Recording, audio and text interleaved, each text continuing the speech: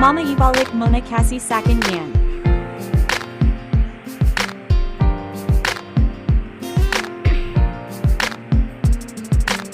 Siyempre pare, patago ko sa'yo. Huwag ka maglalabog dyan.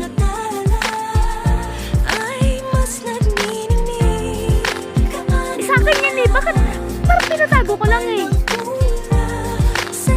Kasi nga, sa akin naman talaga.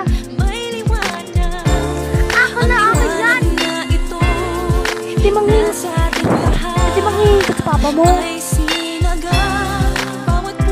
Kaya ayoko nga sa akin ng pera.